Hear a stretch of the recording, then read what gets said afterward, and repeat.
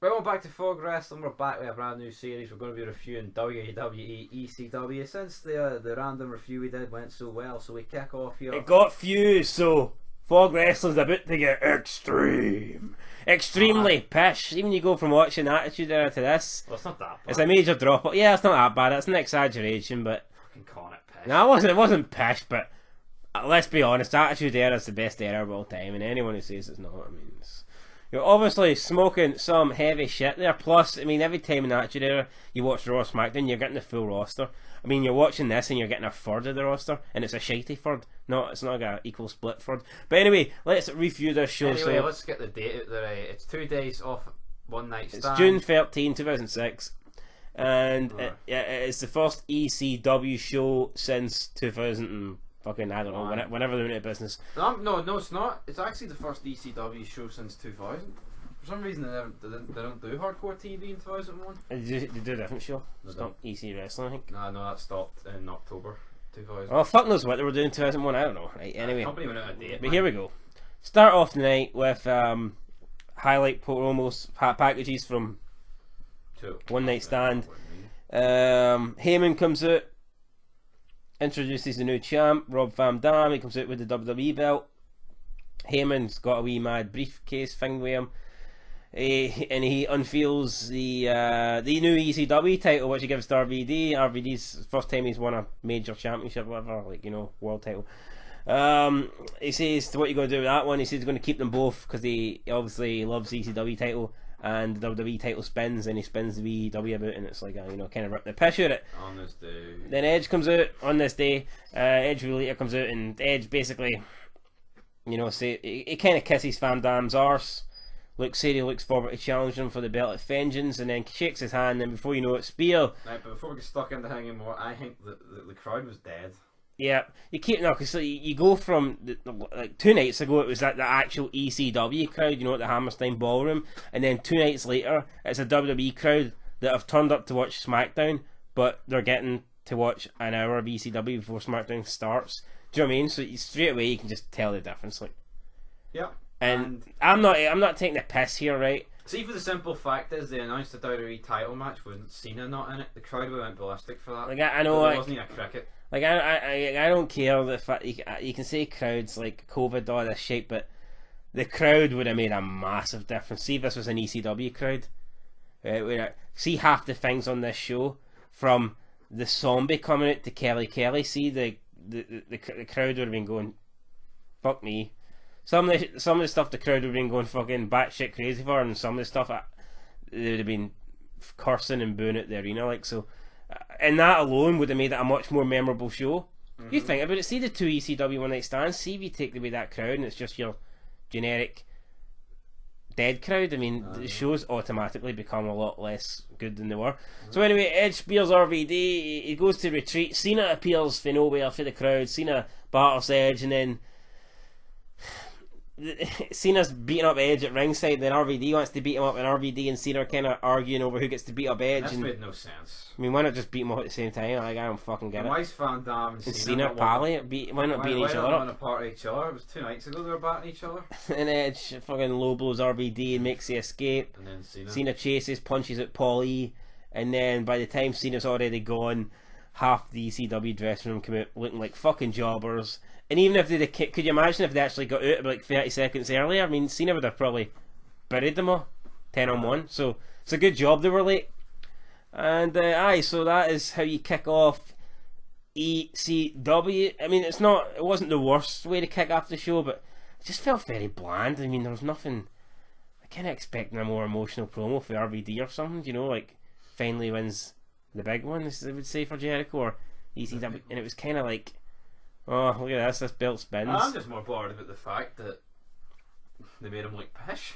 Then Edge comes out and it was like just kissing, they hit him with a spear on it. I don't know, I was expecting something better here. Like, it wasn't bad, but I was expecting more, you know what I mean? So I don't know. Then we come back from the break and this fucking guy dressed as a zombie comes out. You're like, what?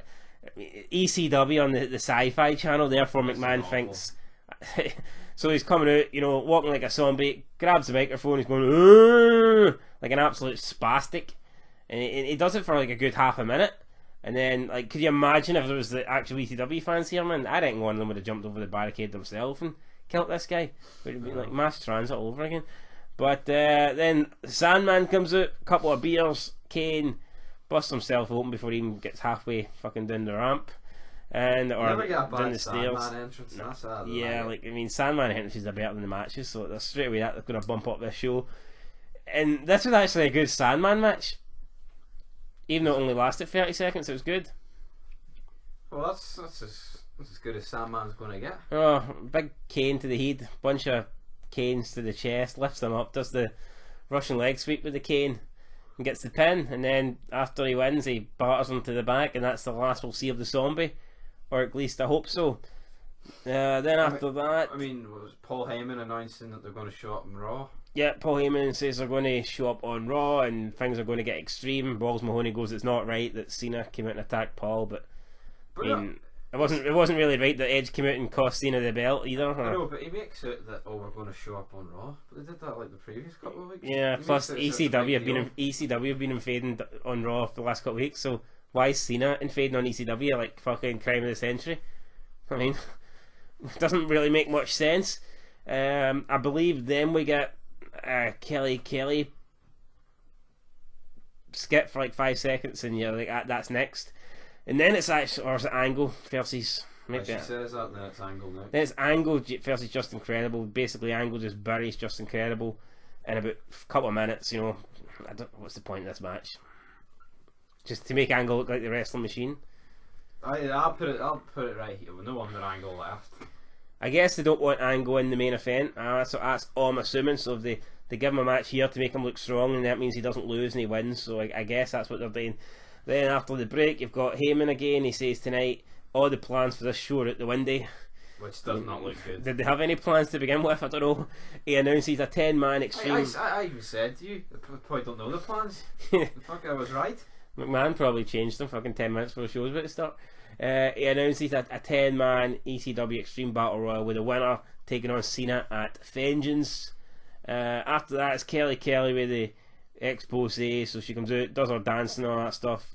I mean, the crowd would have been going mental for this, but it was a WWE crowd, it was dead, and there's like wee kids in the arena, and she's fucking almost got her tits out, so it was awkward, like, you know what I mean? And I don't know, so you know, that was kind of. It was just like the Edge thing where he announces the match. But could you imagine if that was on One Night Stand?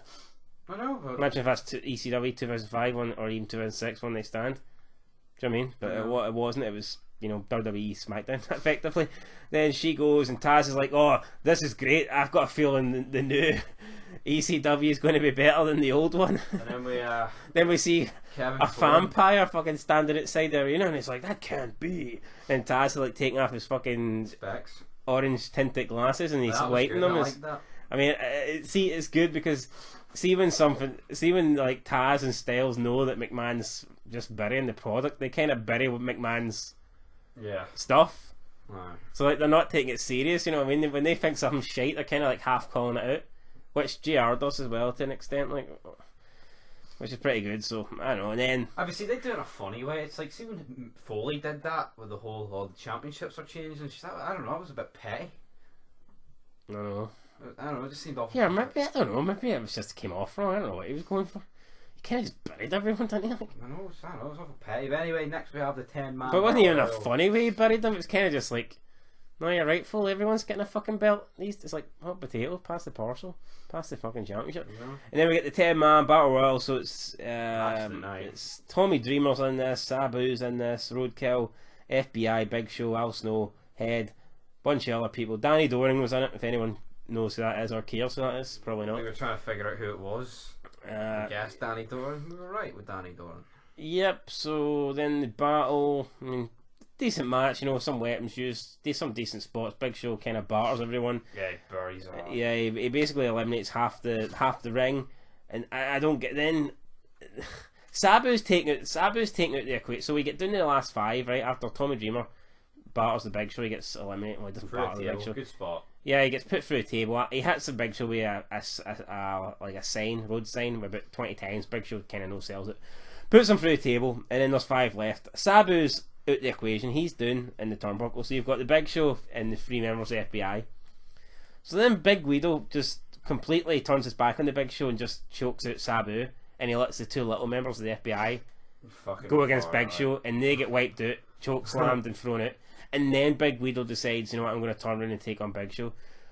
Would it not have made more sense if it was the 3 of them taking on Big Show? Yeah, but they probably didn't want Big Guido to look weak, saying, well, how could he... It made more sense from the guy. I think he did look weak. He did look weak. I think he would have looked weaker, though. Well, he got the first shot on Big Show, and then Big Show eliminates him, like, within... But 6 seconds. Maybe it would have looked worse if he couldn't get the job done on Big Show, even with the help of the other 2 FBI guys. Well, anyway, though, he holds the Big Show's arm. So Big Show, he holds the Big Show's arm, and he's holding it for a long time. Sabu grabs the chair and he's doing some taunt. I mean, it's just awkward. Every time. I mean, just do the fucking move. Sabu we know what you're doing. Runs, you know, does the springboard thing, cracks Big Show with a chair, and Big Show flies over the top rope. He's no happy. Throws a shopping trolley. Sabu's done his wee pose, you know, points his hand into the air, you know, the original Sheik, great guy. And then the show goes after there with Taz and Joey Styles putting over that Sabu will take on Cena at Vengeance, and that this was a great show. I mean, did they really have to make Big Show look this fucking dominant? To me, I know McMahon part wants to bury ECW, but at the same time he wants to make it a wee bit good. And I just having that big boring bastard kill the roster's just not really going to make it good. I don't know. I think if he swapped Angle and Big Show, it could have been a lot better. Just have Big Show bury one guy. Yeah. Because Angle, I think Angle would have been good in that Battle Royal. You wouldn't need him to... Yeah, I don't know. I'd have had Big Guido eliminate Big Show. And then Sabu with a distraction from the FBI. And then you could have had Sabu just, you know, get rid of Big Guido, like, with a move. And then you can maybe set up a match between Big Guido and Big Show. But, I mean, I don't know what's going to happen going forward. But I think that's this whole Big Show, Big Guido feud, if there ever was a feud, at an end. Whereas I think it probably could have led to a match next week. Or maybe we'll get a match next week. I don't know. What you rating the show?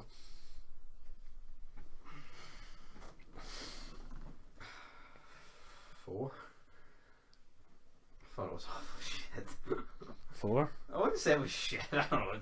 The stuff that was shit. The crowd was dead for most of it. I mean, 1 out of the 3 matches was above acceptable, and some of the booking was absolutely. And I think the opening segment was just off. It felt more based around WWE than actually ECW. And then that was 1 and done from Van Dam. He just felt like a fucking jobber. Yeah, it was if the opening segment was basically just to get fucking the fact over that Cena was coming to ECW to attack Edge. Now you got to bear in mind, see if we do recent stuff in WWE, we're giving it fucking 0s and 1s, so a 4 isn't even that bad when you look at it that way. But see the fact that Cena's the other night, could Cena not be in a match? Or could he not have committed the ramp at the end and Sabu's looking at him, he points at him. One more point to this guy. Yeah, like I'm not convinced. I mean, I'm not convinced. I think 4 is probably about right. Like, I'm going to give it a 5 because, you know, it's the first show. It was cool and nostalgia wise to see a bunch of old ECW guys, especially, you know, in the main event. Even though most of them are bums. Nostalgia wise, and it's these guys. Nostalgia point from what? This is 14 years ago, or this is the old ECW guys from 2006. Alright, well, I'd say that the best parts of the show were the Battle Royal, the Sandman entrance, and probably the Kelly expose. The worst parts were, yeah, I mean, it's as bad as it sounds, the opening segment wasn't fucking. I mean, with an opening segment with those 5 people in it, should have been a lot better. I just think Van Dam was off. I think Van Dam should have been given the ECW title on that night, not this night. Yep. Angle versus Justin Credible was I don't know, just bland. You know, Angle beating up a guy for a couple of minutes. What to do? If anyone thought Justin Credible could win, you need Like, I don't care what odds the bookies were giving you. I would not have stuck a pound on fucking Justin Credible. Yeah, guys, but that'll do. That's it. I'm giving a 5. He's giving a 4. So we'll round it off at 4.5. Yep, could have been a hell of a lot better, but I guess for the opening show it was alright. And until next time. Peace.